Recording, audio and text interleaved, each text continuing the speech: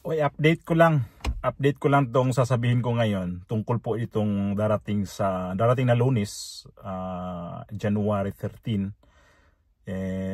Magbabago po ang venue ng Iglesia ni Cristo sa kanilang imbis na sa Liwasang Bonifacio.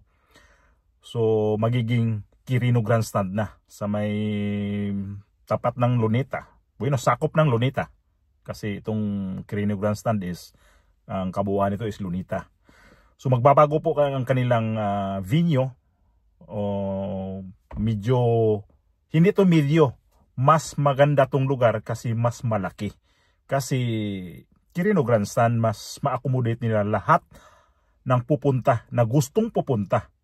Kaya mas maganda to na nag-giveaway daw yung nakabook nito una na meron silang gagawin. Di ko alam kung totoong bang may nakabook na nito. Kaya nag-giveaway na lang, imbis na 13, ginawa lang 14. Alam naman natin nga kasi, itong peace rally ng INC is nangangahulugan to na pagtitipon to.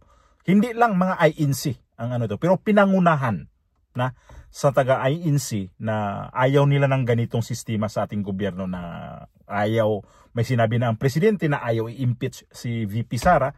So, bali suportado sa INC yung sinabi ng ganon. Kaya lang, mayroon na mga pasaway na mga nakita naman natin kung ilan ang naghain ng impeachment, 3 na. Kung sino-sino ang naghain dyan sa impeachment. Kaya ang Iglesia ni Cristo or INC bilang pagsuporta, gumawa sila ng peace rally. Hindi to rally na nangingialam sila sa politika ng Pilipinas. Bale, suportado nila ang peace rally na tinatawag minumungkahi ng Presidente Bongbong Marcos na wag ituloy ang impeachment. Na nakaplano pa to ng impeachment na to, pero may nagtuloy talaga mag-file. So hindi pa to natatapos, mayroon pa daw inaantay ang Secretary General na pang-apat. So pasok ko muna yung video at sabay-sabay natin panoorin itong galing sa saganang mamamayan. Ayan, eto na po kami, Kong. Bumati muna kayo sa ating mga taga-subaybay. Babati pa namin kayo. Kami na yun, no? Happy New Year po, Kong. Happy New Year din sa iyo, Jen at Nelson. Opo. Talagang mukhang happy kayong dalawa. Opo. Ayaw na po namin magpahalata, Kong. May kababalaghan yata ang nangyari sa buhay ninyo. Sana naman yung kababalaghan na yan ma-share niyo sa ating mga kasamahan. Ayan. Sila man ay maging masaya sa bagong taon. Ayan, opo. Yun ho naman, Kong. At saka maraming kababayan tayo ngayon ng excited, Kong. Ano? Dahil sa? Dahil sa isa hong malaking pagtitipon ang inihanda at magkakaroon na po ng katuparan. At gaya nga po na nabanggit namin kayo na magkakaroon tayo ng update dito. Kasi kahapon po sa ating palatuntunan, nasabi natin, liwasan. Pero pagkatapos ng palatuntunan kasi may update, na sa halip na sa Liwasan Bonifacio po ay maililipat na ho tayo doon sa Quirino Grandstand. Yun palang grupo na nauna pong nagpa-reserve ng Quirino Grandstand ay nagbigay po ng pagkakataon para bigyang daan ang National Rally for Peace sa A13. Kaya inulit natin, nagpapasalamat naman tayo sapagkat tayo po ay pinagbigyan at willing naman sila na ilipat na lamang ng A14 yun po kanilang event. So, yun pong update inuulit natin. Yun pong National Rally for Peace sa halip na gagawin po sa Liwasang Bonifacio, doon ang pinakasentro. Ang latest po, gaya sa ibang mga naunang nagkaroon na ng pagtitipon at maging sa mga pagsambang, alam ko ay naipahayag na rin po ito, ay ililipat na po doon sa mas malaking venue ang Quirino Grandstand. Kaya tayo po naman ay nagpapasalamat para doon ay makapagsagawa ng mas maganda at mas malaking venue ng atin pong National Rally for Peace. Bukod pa dyan yung iba't ibang mga venues dyan, sa iba't ibang mga rehiyon. Ayun, nanatili yun. Walang pagbabago doon. Yes. Doon sa mga naunang pahayag natin. Kasi kung hindi ako nagkakamali, Davao, Iloilo, Ormoc, Legazpi, Palawan, meron natin mga ganon. Siguro yung mga nakikinig sa atin, alam na rin po yan. So yan po ang latest, Kong, na gusto natin iparating sa ating mga kababayan po. Di mas maganda lugar ano. Opo, mas malaki. Kasi yung Liwasang Bonifacio, palagay ko, konti ang espasyo nun. Baka hindi Opo. magkasa yung mga 30 truck lang. Puno na yun ano? Yun na nga po. Kaya nga akala nung iba, kaya daw pumupunta tayo doon sa Quirino, sa Liwasang Bonifacio. Yung mga pumupuna na naman ko, yung mga namimintas. Kaya pala kayo dyan pumunta kasi kakaunti lang kayo Kaya kahit kaunti kayo, magmumukha kayo marami dyan sa Liwasang Bonifacio. Hindi po nila alam na ang talagang hiniling natin ay gawin po sa Quirino Grandstand. May nauna lang. Pero ang latest nga po, nagbigay naman yung nauna at pinagbigyan tayo ng pagkakataon na doon na po isagawa ang ating National Rally for Peace, Kong. Kung naman kasi pinagpapapansin mo yung mga pumupuna na yan. Minsan kasi kung yan naman yung mga yan, kahit anong gawin mo, pupunahin ka. Bagay, opo. Ako hindi ko na pinagtityagaan yung mga yan din. Ganun po ba? Ako naman minsan kasi pagka hindi nyo po pinuna, baka akala nila tama yung ginagawa nila, Kong. Kaya medyo para maramdaman nila, mali pala yung nasabi ko. At least naramdaman nilang may pumupunak sa kanila, Kong. Kasi kung hakiyaan natin, baka kita nyo na, hindi kami pinupuna kasi tama itong sinasabi namin. Hindi, kasi pagkayang ganyan, kahit di mo punayan yan, minuto lang, maintindihan niya na, ba't ko ba nasabi yun? Sabi niya siguro, Tama. Di ba? Mayroong nagkukomento daw na kaya nga kayo sa Liwasang Bonifacio lang kasi maliit lang ang ang bilang nyo na pupunta. Hindi maliit. Kasi nga ito yung INC.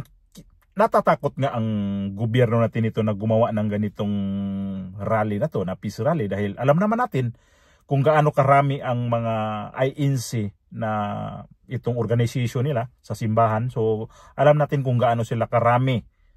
Kaya nga to sila gumawa ng ganito dahil alam nila, napakinggan sila dahil marami.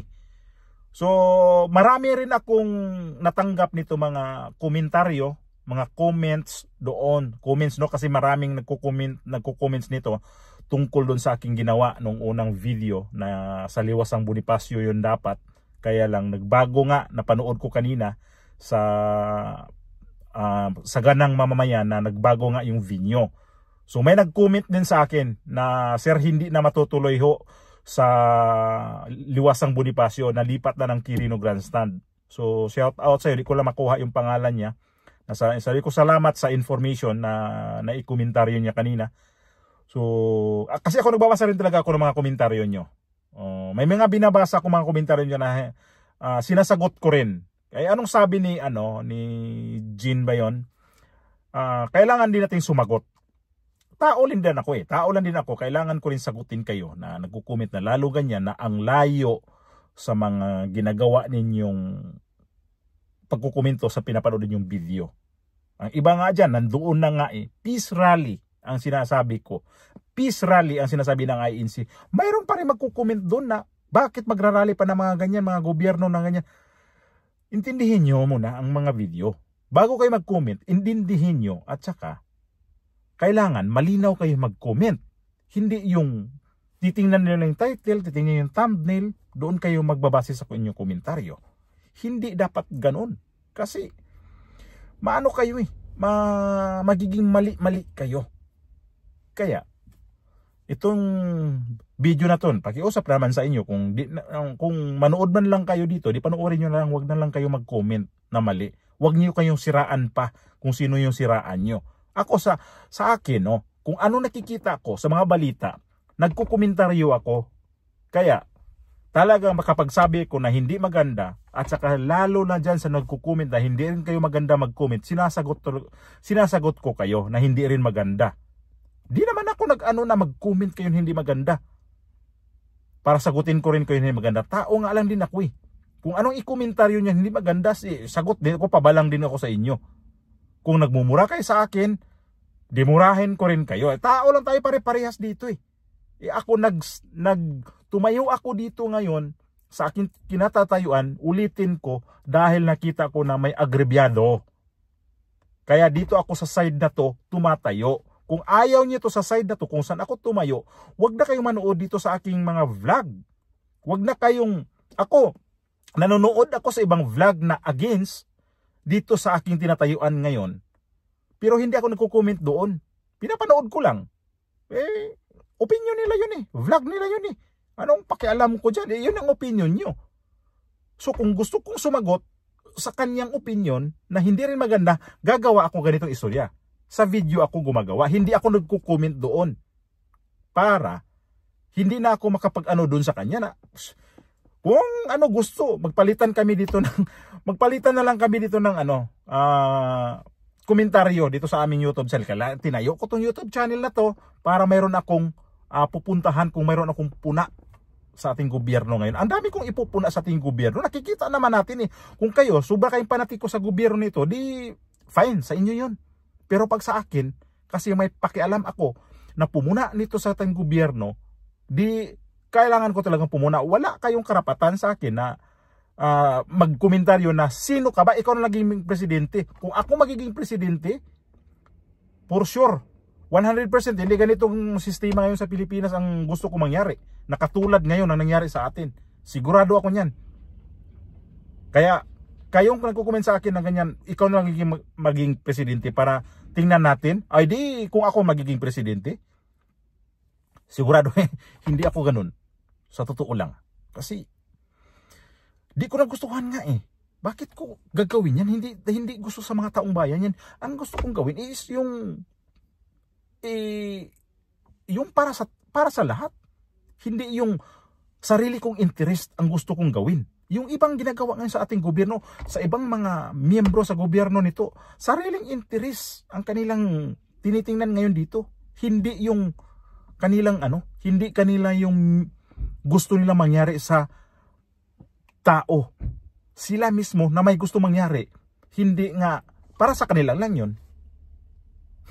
Ewan ko lang kung pasensya kayo kasi dito ako sa labas ngayon. May medyo madidistract ka dito kasi ang dami. Kaya lang di ko na kasi maantayin pa pag uwi ko sa bahay bago ako gagawa ng ganitong mga ginagawa kong opinion. So mamaya oras na ako marating. So dito ko na ginawa to habang may inaantay ako dito.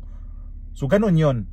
So ang sureball na ang INC sa Quirino Grandstand na ang kanilang venue, bagong venue na yan. So maganda doon kasi ang alam ko hindi lang ang INC ang niyan gustong pupunta. Mayroon ding ibang religious na gustong pumunta. Pero pasalamat ako dito sa Iglesia ni Cristo dahil bukod tanging religious group na nanawagan na ayaw nilang ganito. Katoliko walang ginawa nito, iba pang religious group. Pinangunahan ng INC na ganun katapang nila. Wag naman sanang matulad ang INC sa religious group na previous na napanood natin na against sa gobyerno. Sabagay ang INC hindi against sa gobyerno Ulitin ko. Wag niyong to. Hindi against ang INC sa gobyerno. Nagpapakita lang sila suporta sa gobyerno na ayaw nila yung gulo. Kaya lang ang gobyerno yung SMNI sinara na nila yon, sinuspinde. Tapos yung KOJC parang sobrang unfair din naman talaga yon. So ulitin natin, ang pizza po ganun pa din ng rally ng INC, peace rally, nationwide yan, buong Pilipinas yan. Although dito sa ibang bansa siguro may makikisabay din yan sa mga ganyang rally. Although hindi marami, pero sasabayan din yan para ipakita ang suporta sa pagrarally ng ganun. Kaya kita-kita tayo sa sa Pizza 13 ng Enero. Kaya saludo ako sa INC sa ginawa nyo, mga kapatid. Saludo ako sa inyong pakikibaka sa ating para ikakabuti sa ating mga kapwa Pilipino. So marami pong salamat INC sa kanyang pagsuporta sa inyong pananaw sa ating paligid ngayon. Ulitin ko po, marami pong salamat sa inyo at God bless po.